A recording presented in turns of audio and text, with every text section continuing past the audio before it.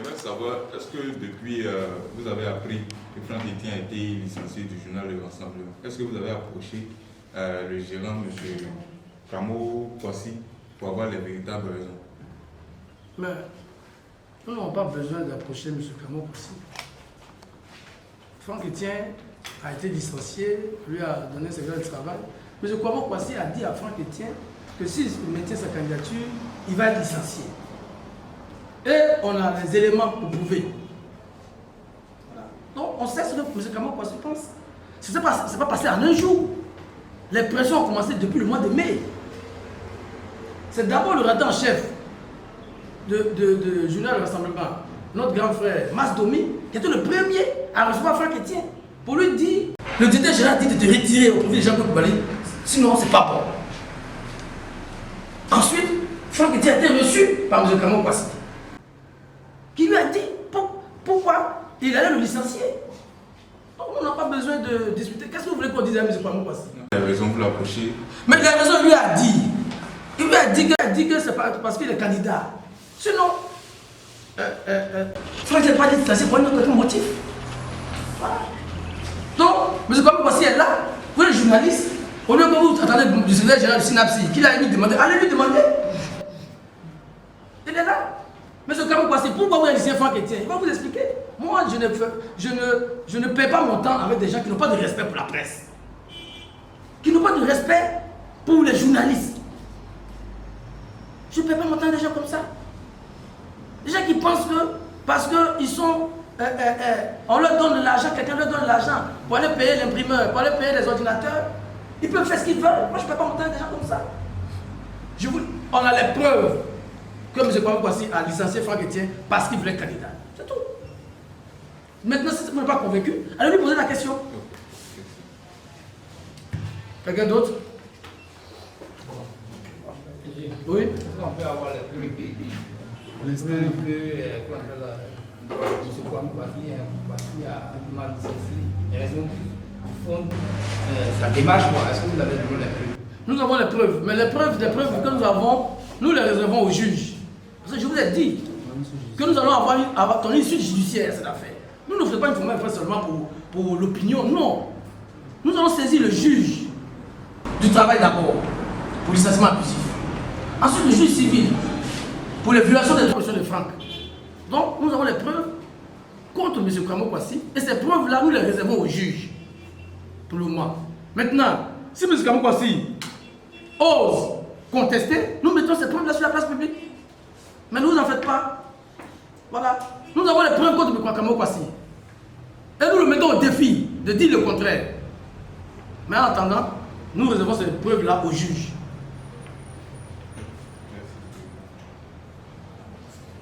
Mais, d'aucuns disent que c'est... Pourquoi est-ce que c'est maintenant que vous faites cette déclaration? Est-ce que ce n'est pas le but de faire monter la campagne de Franck Etienne? Non! On vous a dit, nous tous on a été informés ces derniers jours. Nous, on s'apprêtait, nous allions normalement soutenir Franck Etienne. Je vous l'ai dit. C'est une tradition du Synapsi. Et nous avons fait le travail en interne pour porter notre choix sur Franck Etienne. Donc notre décision était déjà prise. Seulement, cette situation n'était pas prévue dans notre plan. Voilà. Mais c'est maintenant que nous avons connaissance de cette situation. Non, c'est maintenant que nous en parlons. Nous n'avons pas été les premiers à en parler. Vous avez vu hier le communiqué du conseil de l'UNICI sur la question. Vous avez vu le communiqué de l'intersyndical du secteur des médias sur la question. Nous ne sommes même pas les premiers à en parler. C'est le conseil de l'UNICI qui en a parlé le premier. C'est après notre frère et confrère Lance Touré. Vous avez vu sa déclaration.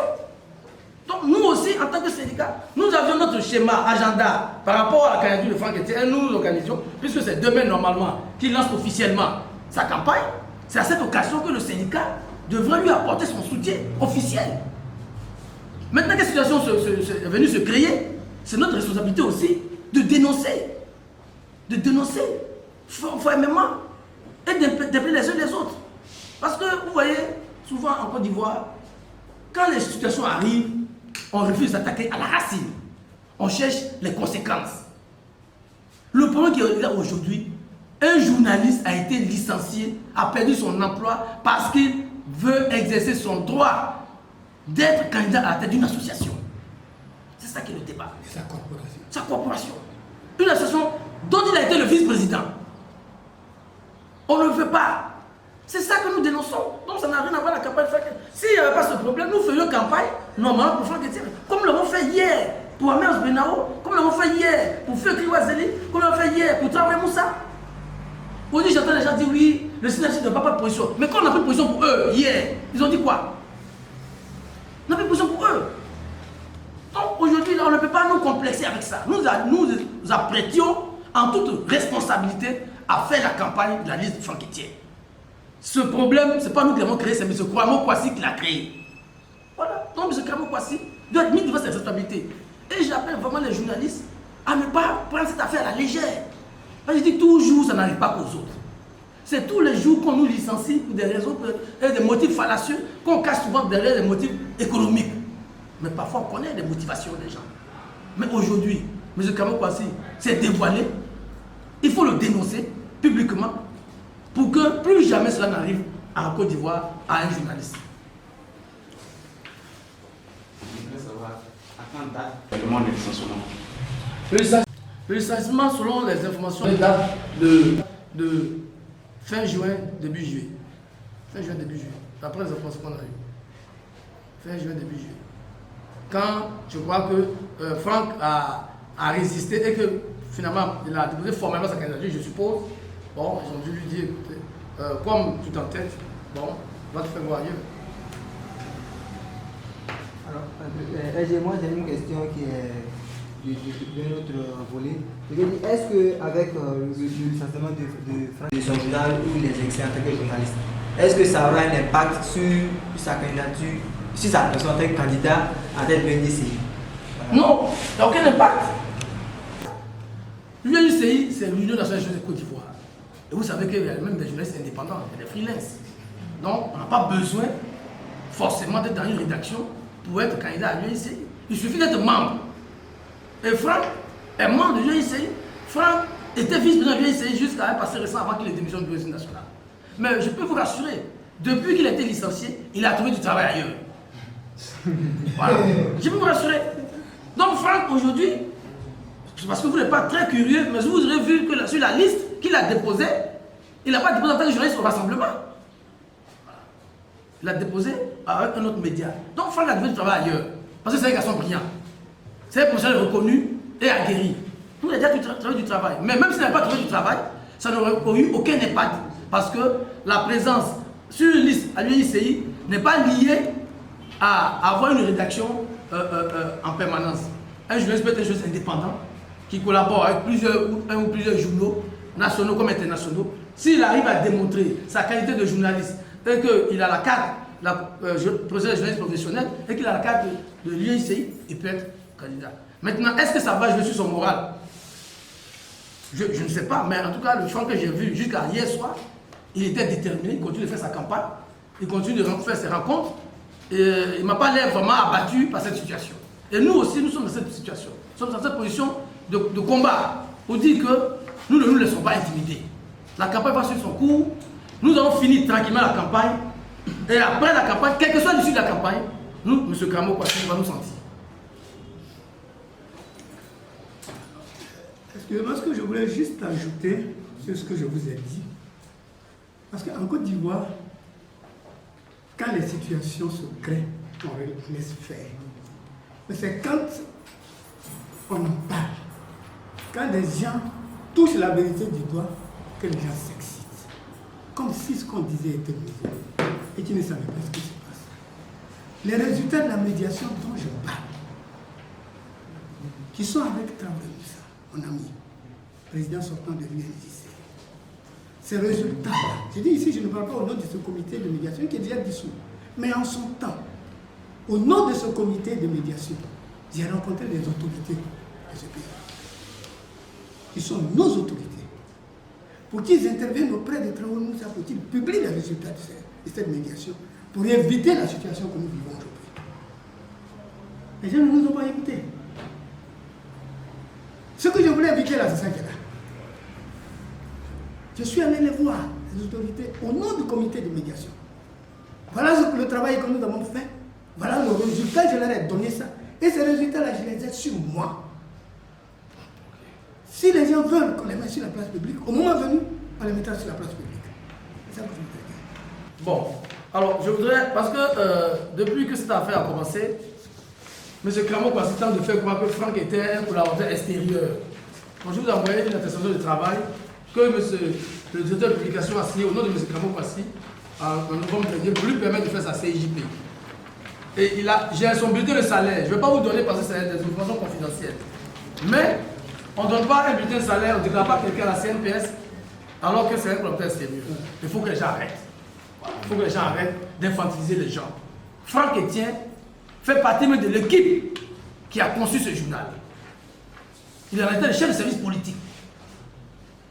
On ne peut pas venir aujourd'hui dire que c'est un collaborateur extérieur, c'est un contrat verbal. Mais un contrat de travail il peut être écrit comme verbal.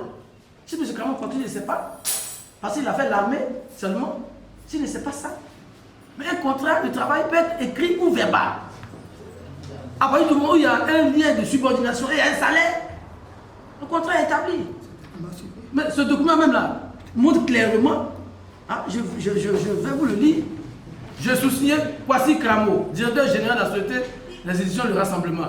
Certifie que M. Etienne Tano Kofi Franck est employé en qualité de journaliste professionnel depuis le 1er août 2018. En foi de quoi la présentation lui est délivrée pour servir à l'Assemblée de Troyes. Alors, de quoi est-ce que les gens parlent? De quoi les gens parlent? Pas d'emploi, de contrat verbal. De quoi est-ce que les gens parlent? Il faut arrêter. Il faut arrêter. Il faut que les gens arrêtent. Il faut que les gens commencent à respecter les journalistes en Côte d'Ivoire. Voilà. C'est vrai, le secteur est encore précarisé. C'est pas pour ça que n'importe qui va faire n'importe quoi. En tout cas, cette fois-ci, et imaginez-vous, ça arrive à quelqu'un qui a été vice-président et qui veut être ici. Mais imaginez-vous que nous sommes des petits journalistes. Demain, à quel sort nous serons voués? Quelqu'un qui a été vice-président de l'UICI et qui veut être président, regardez le sort qu'on lui fait subir. C'est pour ça que moi j'en appelle à tous les journalistes, quelles que soient nos opinions, quels que soient les rapports que nous avons avec Franck Etienne, quels que soient les rapports que nous avons avec les candidats. La victoire de Franck Etienne sera le message de dignité que nous allons envoyer à la Côte d'Ivoire. La victoire de Franck Etienne, ce congrès-là, pour le SYNAPSI, devient maintenant un référendum. Pour ou contre la liberté de la presse en Côte d'Ivoire. Pour ou contre l'autonomie de l'UICI. Ce ne sont plus les programmes qui sont en jeu. Parce qu'on voit bien qu'il y a des manœuvres pour avilir notre organisation. J'entends aussi des gens dire oui, même, qui sont dans la même logique. Oui, Guillaume Bateau, oui, Boga Sivori, ils sont LMP, ils sont FPI. Mais diantre. Mais quand on les soutenait hier, à visage découvert, quand on prenait des risques pour eux, ils ne savaient pas qui on était. Quand Abiba Dambélé et eux se battaient, et qu'ils ne pouvaient pas avoir, ils ne pouvaient pas avoir quelqu'un de la République au téléphone, ils pleuraient. Demain, je vous invite tous à la maison de la presse, le lancement officiel de la liste de candidats Franck Etienne. Là-bas encore, nous allons parler. Et les 10 derniers jours qui nous restent, les 9 derniers jours qui nous restent, nous allons parler. Nous allons parler. Cette campagne-là sera faite. Quel que soit le choix des journalistes que les journalistes feront, ils le feront en connaissance de cause. On ne peut pas tromper quelqu'un. Le célèbre artiste a dit, on peut tromper le peuple une partie du temps. On ne peut pas tromper tout le peuple tout le temps. Le moment est venu pour que ceux qui pensent qu'ils peuvent instrumentaliser, qui peuvent tromper les journalistes, nous sommes prêts pour eux. Merci les dames.